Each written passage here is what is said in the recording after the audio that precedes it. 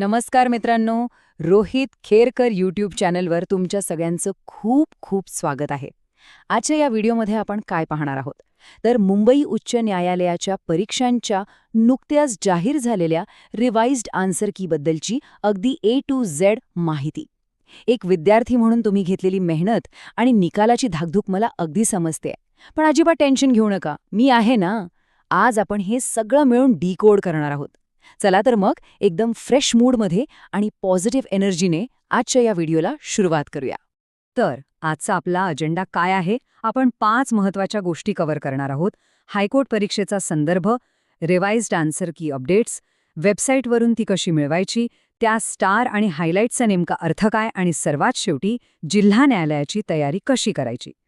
सुरुवात करूया आपल्या पहिल्या मुद्द्यापासून, हायकोर्ट परीक्षेचा संदर्भ. आता हे बघा, लिपिक, चालक आणि शिपाई या पदांसाठीची जी परीक्षा झाली ना, तिची तारीख अधिकृत माहितीनुसार 26 एप्रिल 2026 अशी नमूद केली आहे.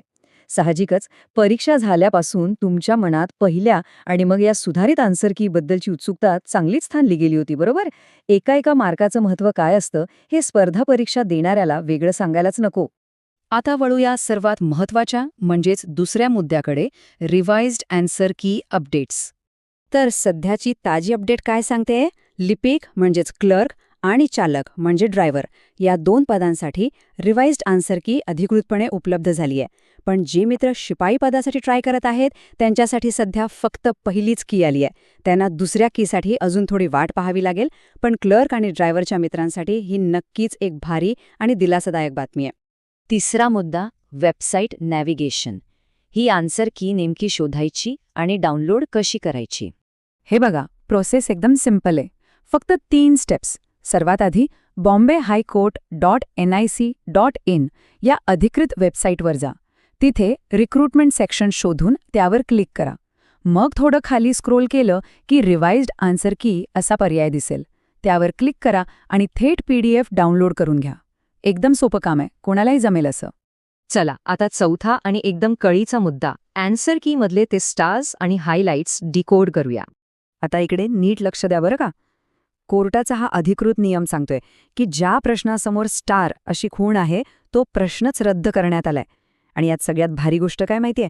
त्या प्रश्नाचा 1 मार्क सगळ्या उमेदवारांना सरसकट मोफत मिळणार आहे. म्हणजे तुम्ही तो प्रश्न बरोबर सोडवला असेल, चुकला असेल किंवा सोडवलाच नसेल, सगळ्यांना 1 मार्क फिक्स. स्टार मार्कची तर एकदम कडक बातमी मिळाली आपल्याला. पण थांबा, या आन्सर कीमध्ये काही ठिकाणी प्रश्नांना पिवळ्या रंगाने हायलाइट सुद्धा केलंय. आता तुम्ही विचाराल याचा अर्थ काय?